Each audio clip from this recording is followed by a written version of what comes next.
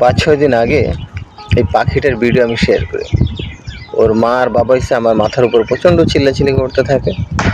তারপরে হয়েছে আমি সেখান থেকে চলে এসে বুঝতে পারি যে হয়তো পাখির বাচ্চা বা ডিম আছে। কিছুক্ষণ পরে আমার পানির বোতলের সামনে চলে আসে বাচ্চাটা।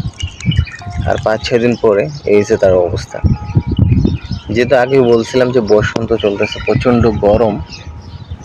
তো দেখতে পাচ্ছেন যে এখানে এসে গাছপালার পাতা কীভাবে পড়ে রয়েছে, সেটা দিয়ে দেখেন গাছের পাতা কীভাবে পড়ে রয়েছে, পুরা বিছায় রয়েছে। আর অবাক করা বিষয় কি জানেন, আপনি যতই ক্ষমতাশালী হন না কেন, মরার পর আসলে আপনার অস্তিত্ব যে কতটা করুণ সেই পাখিটাকে দেখেন।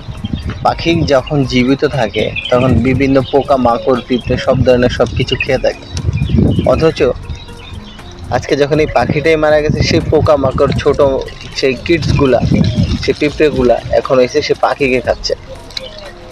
আসলে দুনিয়াটাই হয়েছে এরকম, প্রতিটা জিনিসই কারো না কারো উপরে ডিপেন্ড করে।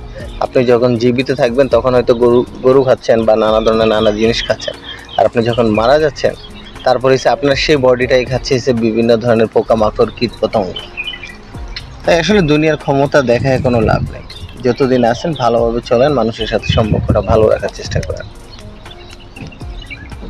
দেখেন